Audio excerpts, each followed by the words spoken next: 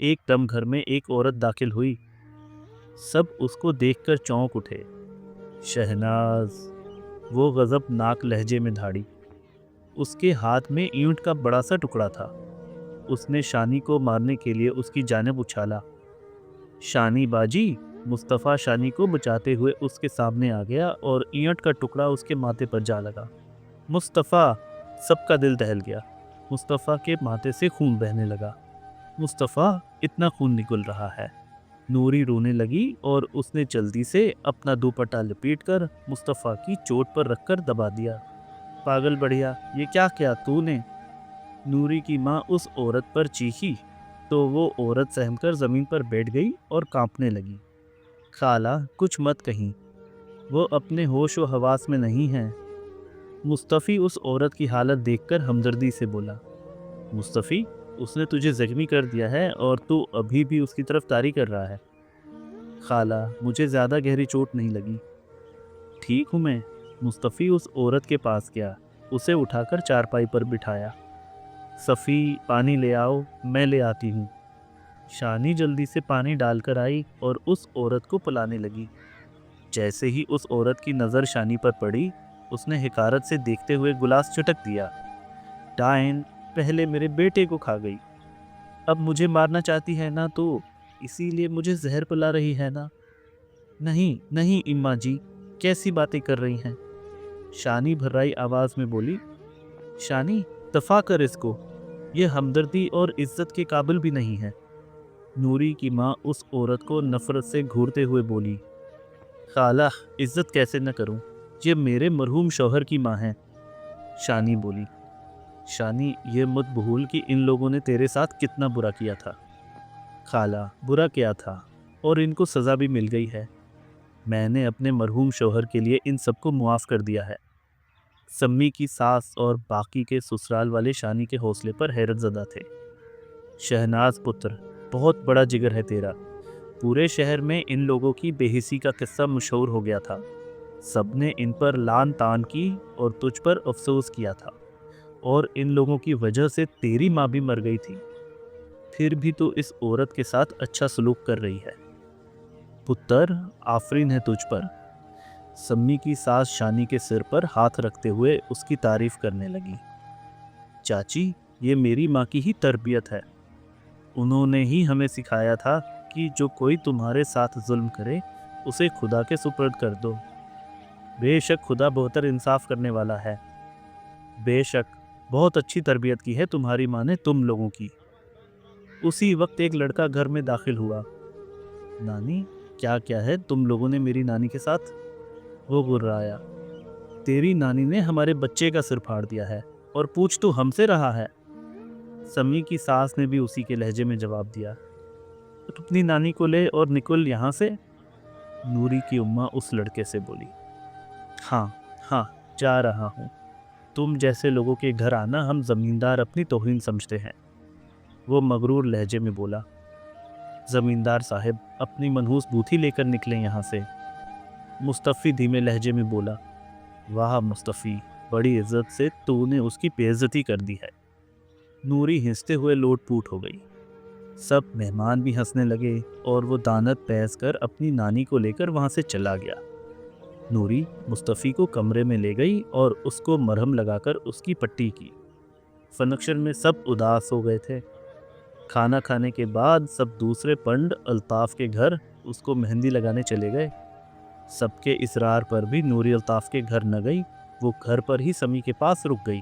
अगले दिन बारात थी। सम्मी सबकी दुआएं समीटे रुखसत हुई। ससुराल में सबने बड़े खुश दिली से उसका इस्तेमाल किया। अल्ताफ़ के चेहरे पर खुशी के आसार नुमायां थे। आखिर आज उसने अपनी मोहब्बत जो हासिल कर ली थी। सम्मी की रुखसती के बाद मुस्तफ़ा कमरे में छुपकर रो रहा था। नूरी जानती थी कि मुस्तफ़ा कमरे में छुपकर रो रहा होगा। नूरी उसके कमरे में गई। मुस्तफ़ा? हाँ। मुस्तफ़ा ने जल्दी से अपने आंसू पूछे। अब जन्नानियों की तरह रोना बंद कर, रोटी लग रही है। आजा, खा ले, मुझे तो बड़ी भूख लगी है। हाँ चलो। मुस्तफ़ा बाहर जाने लगा तो उसका फ़ोन बजने लगा। नूरी, तो जा, मैं फ़ोन सुनकर आ रहा हूँ, जल्दी आना। नूरी बाहर चली गई। مصطفیٰ نے فون اٹھایا جو نگینہ کا تھا۔ السلام علیکم، کیسی ہیں نگینہ؟ مصطفیٰ۔ نگینہ کی نم آواز تھی۔ نگینہ، کیا ہوا؟ رو کیوں رہی ہیں؟ مصطفیٰ، موم کی طبیعت بہت خراب ہو گئی ہے، میں ان کو لے کر اسپتال آئی ہوں، ڈاکٹر نے ان کو ایڈمٹ کر لیا ہے۔ نگینہ، کیا ہوا ہے انہیں؟ ان کا بی پی بہت زیادہ ہائی ہو گیا ہے، تم ابھی واپس آؤ۔ نگینہ، اگر ان کی زیادہ طبیعت خراب ہے تو میں آ جاتا ہوں، لیکن کل میری بہن کا ولیمہ ہے، اس میں بھی شرکت میرے لیے بہت ضروری ہے، ورنہ سب لوگ میرے گھر والوں کو اور میری بہن کو طعنے دیں گے، جیسے آپ کہیں۔ مصطفیٰ نے انتہائی نرم لہجے میں نگینہ سے بات کی کہ وہ بھی مصطفیٰ کی بات سمجھ گئی۔ نہیں، اٹس اوکے، بہن کا ولیمہ بھی امپورٹنٹ ہے، تم ولیمہ اٹینڈ کر کے فوراً آ جانا۔ ٹھیک ہے نگینہ، اپنا خیال رکھیے گا اور اپنی موم کا بھی۔ یو ٹو، ٹیک کیئر، خدا حافظ۔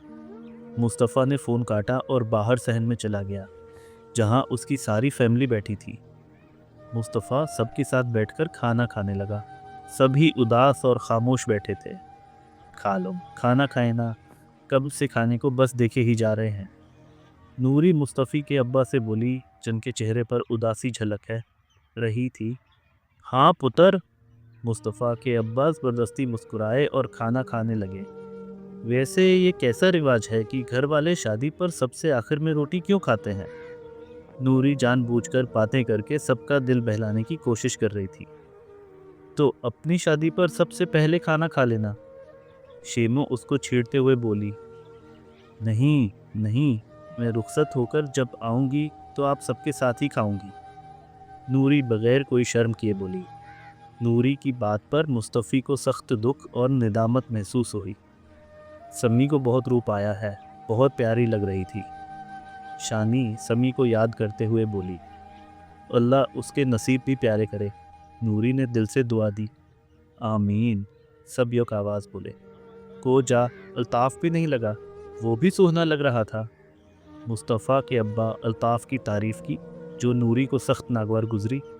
سوہنا؟ کھا لو، آپ کو کہاں سے وہ سوہنا لگا؟ پورا نمونہ لگ رہا تھا، ایسے لگ رہا تھا جیسے سرکس کا کوئی جوکر ہو۔ نوری، اب تو وہ اس گھر کا داماد بن چکا ہے، معاف کر دے اسے، وہ تجھ سے کئی بار معافی مانگ چکا ہے، جہنو نوری سے بولی۔ سمی کی خاطر میں نے اس الطاف کو معاف کر دیا ہے، لیکن میرا دل کبھی اس کے لیے صاف نہیں ہو سکتا۔ نوری، وقت کے ساتھ ساتھ تیرے دل بھی صاف ہو جائے گا اس کے لیے، مصطفیٰ بولا۔ ہاں، تو کب جا رہا ہے مصطفیٰ؟ کل ولیمے میں شرکت کر کے رات کو چلا جاؤں گا، 11 بجے کی فلائٹ ہے میری۔ مصطفیٰ، شکر ہے تیرے دفتر والوں نے تجھے شادی پر تو آنے دیا، ورنہ مجھے تو لگا تھا تو فون پر ہی اپنی بہن کو ٹاٹا کر کے رخصت کر دے گا، نوری مزاحیہ لہجے میں بولی۔ سب کا قہقہ گونجا۔ ڈاکٹر احسان نے مسز فاخرہ کے چیک اپ کے بعد نگینہ کو اپنے کلینک میں بلایا۔ نگینہ ڈاکٹر احسان کی کلینک گئی۔ ڈاکٹر، میری موم کیسی ہیں اب؟ نگینہ نے پریشانی سے پوچھا۔ نگینہ، ڈونٹ وری، فاخرہ ٹھیک ہے اب، بی پی بہت ہائی تھا، بہت مشکل سے کنٹرول کیا ہے ہم نے، کوئی خطرے والی بات تو نہیں ہے ڈاکٹر؟ نہیں، اب وہ ٹھیک ہے، آج کی رات میں اسے ایڈمٹ رکھوں گا، صبح تم اسے گھر لے کر جا سکتی ہو۔ تھینک یو ڈاکٹر، میں تم لوگوں کا فیملی ڈاکٹر ہوں، میرے ہوتے ہوئے تمہیں فکر کی کوئی ضرورت نہیں ہے۔ آئی نو ڈاکٹر۔ ویسے ایسا کیا کھایا تھا فاخرہ نے کہ اس کا بی پی اتنا ہائی ہو گیا؟ موم اپنی فرینڈ کے ساتھ کیٹی پارٹی پر گئی ہوئی تھی، وہاں پر کچھ الٹا سیدھا کھا لیا ہوگا، ورنہ گھر میں تو پرہیزی کھانا کھاتے ہیں۔ اف، اس عمر میں بھی فاخرہ کو چین نہیں ہے، ڈاکٹر ہنس کر بولا۔ نگینہ نے پوری رات جاگ کر ہسپتال میں گزاری اور صبح مسز فاخرہ کو لے کر گھر آ گئی۔ ولیمے میں شرکت کے بعد مصطفیٰ سب سے ملا، پہلے وہ ملتان آیا اور پھر اسلام آباد کے لیے روانہ ہو گیا۔ ایئرپورٹ پر ڈرائیور اس کا منتظر کھڑا تھا۔ مصطفیٰ گھر پہنچا اور سیدھا مسز فاخرہ کے کمرے میں گیا کیونکہ نگینہ بھی وہیں موجود تھی۔ السلام علیکم، کیسی طبیعت ہے اب آپ کی؟ مصطفیٰ نے مسز فاخرہ سے بولا۔ تم سے مطلب؟ मिसेस फाखिरा हमेशा की तरह कड़वे लहजे में बोलें। मुस्तफ़ा, ये चोट कैसे लगी तुम्हें? नगीना की नज़र मुस्तफ़ा की चोट पर पड़ी तो वो परेशान हो गई। नगीना, मैं वॉशरूम में स्लिप हो गया था। मुस्तफ़ा को मजबूरन झूठ बोलना पड़ा। मुस्तफ़ा, ध्यान कहाँ होता है तुम्हारा? तुम बिल्कुल भी ख्याल नहीं रखते अपना। चलो अब डॉक्टर के पास। नहीं नागीना, मामूली सी चोट है, डॉक्टर के पास जाने की ज़रूरत नहीं है। मुस्तफ़ा मुस्कुराकर बोला। शौहर को देखते ही माँ को भूल गई। मसीज फाखरा नागीना से बोले। नो मोम, ऐसा क्यों बोल रही हैं? इस वक्त तुम कहीं नहीं जा रही, मेरे पास से हिलोगी भी नहीं तुम। मिसेज फाखरा तहकुमाना लहजे में बोली। नगीना, मैं बिल्कुल ठीक हूँ, आप मैडम जी के पास रहें। ओके। नगीना को मजबूरन मिसेस फाखिरा की बात माननी पड़ी। मुस्तफ़ा अपने कमरे में आ गया और फरीश होकर सो गया। नगीना पूरी रात अपनी माँ के पास रही। मुस्तफ़ा अपने आफस में बैठा था। दरवाजे पर दस्तक हुई और महमूद कुरैशी उसके कैबिन में दाखिल हुए। अस्सलामु अलैकुम महमूद साहब, तशरीफ़ रखें। मुस्तफ़ा महमूद कुरैशी को आते देखकर अदब से उठ खड़ा हुआ। सहर और सिकंदर भी महमूद कुरैशी के हमराह अंदर दाखिल हुए। वालेकुम अस्सलाम बेटा, इनसे मिलो, ये मेरा बेटा है सिकंदर। महमूद कुरैशी तारुफ करवाने लगे। हाय। सिकंदर ने मुस्तफ़ा की जानिब हाथ बढ़ाया। अस्सलामु अलैकुम। मुस्तफ़ा ने सिकंदर से हाथ मिलाया। वालेकुम अस्सलाम। और मुस्तफ़ा, सहर से तो तुम मिल ही चुके होगे? जी। मुस्तफ़ा, कैसे हैं आप? सहर ने झट से पूछा। मैं ठीक सहर, आप कैसी हैं? मैं भी ठीक। मुस्तफ़ा, आज से मेरी ये कंपनी मेरे दोनों बच्चे संभालेंगे। मुझे तो आराम मिलेगा ही, साथ में तुम्हें भी आराम मिल जाएगा। वो कैसे पापा? सिकंदर ने महमूद कुरैशी की बात सुनकर न समझी से पूछा। वो ऐसे कि मैं बस नाम का पार्टनरशिप हूँ। यह कंपनी मुस्तफ़ा अकेले ही संभाल रहा है। मैं अपनी कंस्ट्रक्शन कंपनी में इतना मसरूफ़ रहता हूँ कि वक्त ही नहीं बचता और सारा काम का दबाव मुस्तफ़ा पर आ जाता है। ओह अच्छा, अब तुम दोनों आ गए हो तो ये कंपनी संभालो और मैं सुकून से अपनी कंस्ट्रक्शन कंपनी पर काम कर सकूंगा। इनकल, वो कंपनी भी तो उन्होंने ही संभालनी है। मुस्तफ़ा सिकंदर को देखकर बोला। बेटा, इन दोनों को तो चिढ़ है कंस्ट्रक्शन वाले काम से। यस पापा, प्लीज़ आप इस कंस्ट्रक्शन वाले काम से मुझे दूर रखिएगा, बहुत ही बोरिंग बिजनेस है वो तो। सिकंदर बेजारी से बोला। सिकंदर, बोरिंग तो बिल्कुल भी नहीं है, बस तुम्हें इंटरेस्ट नहीं है इसमें। जी पापा, ऐसा ही है। तुम लोग संभालो अपनी कंपनी, मैं तो जा रहा हूँ। बाय बेटा। महमूद कुरैशी जाने लगे। खुदा हाफिज इनकल, बैठें। मुस्तफ़ा सहर और सिकंदर से बोला। मुस्तफ़ा, ये आपके सर पर क्या हुआ? सहर अपने पापा के जाते ही मुस्तफ़ा से पूछने लगी। वॉशरूम में स्लिप हो गया था तो हल्की सी चोट लग गई। मुस्तफ़ा दहीमी आवाज़ में बोला। हल्की सी? इतनी ज़्यादा चोट लगी है आपको? मुस्तफ़ा, आप अपना ख्याल क्यों नहीं रखते? सहर फिक्रमंदी से बोली। सिकंदर साहब, क्या लेंगे आप, चाय या कॉफ़ी? मुस्तफ़ा सहर को नज़रअंदाज करता सिकंदर से मुखातिब हुआ। इतनी फार्मेलिटी नहीं करते, सिर्फ सिकंदर बोल सकते हो तुम मुझे। सिकंदर दोस्ताना लहजे में बोला। ठीक है मैं कॉफ़ी लूँगा। सहर, आप? Green tea? मुस्तफ़ा ने अपनी सेक्रेटरी को फ़ोन किया। फौजिया, मेरे केबिन में कॉफ़ी और ग्रीन टी भेजें। कुछ देर बाद फौजिया कॉफ़ी और ग्रीन टी लेकर आ गई और सहर और सिकंदर को दी। मुस्तफ़ा, आप कहाँ गए हुए थे? सहर ने पूछा। तुर्की। क्यों? काम के सिलसिले में गया था, मुस्तफ़ा ने उकताहट से जवाब दिया और सिकंदर से बातें करने लगा। सिकंदर, आप कनाडा रहते थे ना, और बिजनेस भी था आपका वहाँ, फिर पाकिस्तान? मेरा मतलब कुछ दिन के लिए पाकिस्तान आए हैं या हमेशा के लिए क़याम करने वाले हैं? हमेशा के लिए तो नहीं आया, लेकिन यहाँ साल तक रहूँगा। मैंने कनाडा में काफ़ी साल गुजारे हैं, अब वहाँ मेरा दम घुट रहा था, اس لیے کچھ وقت کے لیے پاکستان آ گیا ہوں۔ اس کے بعد کینیڈا یا شاید کسی اور ملک چلا جاؤں اور بزنس بھی وہیں کروں گا۔ سکندر اپنے مستقبل کے منصوبے بتانے لگا۔ صحیح مطلب ایک جگہ ٹک کر نہیں رہ سکتے آپ؟ مصطفیٰ شریر لہجے میں بولا۔ سحر اور سکندر ہنسنے لگے۔ ہاں نہ، اتنی بڑی دنیا ہے، ہر جگہ قیام کرنا چاہیے۔ سکندر، دنیا میں کہیں بھی چلے جاؤ لیکن سکون صرف اپنوں میں اور اپنے ملک میں آتا ہے۔ بالکل ٹھیک کہا تم نے مصطفیٰ، میں جب بھی اکتا جاؤں واپس پاکستان ہی آتا ہوں۔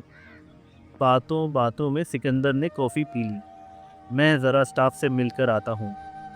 سکندر جان بوجھ کر وہاں سے جانے لگا تاکہ سحر کچھ وقت اکیلے مصطفی کے ساتھ گزارے۔ سکندر کیبن کے باہر چلا گیا اور دروازے کے پاس کان لگا کر کھڑا ہو گیا۔ سحر دیوانوں کی طرح مصطفیٰ کو دیکھے جا رہی تھی، جس سے مصطفیٰ کو سخت کوفت محسوس ہو رہی تھی۔ سحر، آپ کینیڈا سے کب واپس آئیں؟ 3 دن پہلے۔ مصطفیٰ، مجھے پتہ ہے آپ نے تو مجھے یاد بھی نہیں کیا ہوگا، لیکن میں وہاں ہر پل تڑپتی تھی آپ کے لیے۔ سحر دیوانوں والے انداز میں بولی۔ سحر، پلیز بس کر دیں اب۔ مصطفیٰ، آپ کو مجھ پر رحم نہیں آتا؟ سحر، رحم مظلوم پر کیا جاتا ہے، اور الحمدللہ آپ مظلوم نہیں ہیں، اور اللہ نہ کرے کبھی آپ مظلوم ہوں۔ مصطفیٰ، میری محبت کیوں نظر نہیں آتی ہے آپ کو؟ کیا کمی ہے آخر مجھ میں؟ میں آپ کی اس بدصورت بیوی سے تو 1000 درجے خوبصورت ہوں۔ سحر، میری بیوی کے بارے میں کوئی بات نہ کریں، وہ جیسی بھی ہیں مجھے قبول ہیں، اور میں ان کے خلاف ایک لفظ بھی برداشت نہیں کروں گا۔ مصطفیٰ سخت لہجے میں بولا۔ سحر کو بہت دکھ ہوا، اس کی آنکھوں سے آنسو نکل آئے۔ سحر، پلیز جائیں یہاں سے۔ سحر روتی ہوئی وہاں سے اٹھ کر اپنے اور سکندر کے مشترک کیبن میں آ گئی۔ مصطفیٰ نے جو نگینہ کے لیے باتیں کی تھیں سحر سے برداشت نہیں ہو رہی تھی۔ وہ بلبلا گئی تھی۔ اس نے سلیم کو میسج کیا۔ سلیم، پلان کی شروعات کرو۔ اوکے۔ سلیم نے نگینہ کو فون کیا۔ رسمی باتوں کے بعد بولا، کل میں نے اپنے گھر پارٹی رکھی ہے جس میں سحر بھی انوائٹ ہے، تمہیں بھی آنا ہے اس پارٹی میں۔ سلیم، میں کوشش کروں گی آنے کی، لیکن وعدہ نہیں کر سکتی کیونکہ موم کی طبیعت خراب ہے۔ نہیں نگ، تمہیں ہر حال میں آنا پڑے گا، تم ہی تو میری اکلوتی فرینڈ ہو اور مجھے گائیڈ کرو گی کہ میں کیسے سحر کو امپریس کروں۔ ریلیکس سلیم۔ اوک، میں آؤں گی، اور اپنے ہسبینڈ کو بھی ساتھ لے کر آنا۔ ہاں، اس کے ساتھ ہی آؤں گی۔ تھینکس نک۔ ہیلو دوستو، میرے چینل کو سبسکرائب ضرور کریں تاکہ جب بھی میں کوئی نیو ویڈیو اپلوڈ کروں تو آپ کو اس کا نوٹیفیکیشن مل جائے اور آپ اس کو دیکھ سکیں۔ شکریہ۔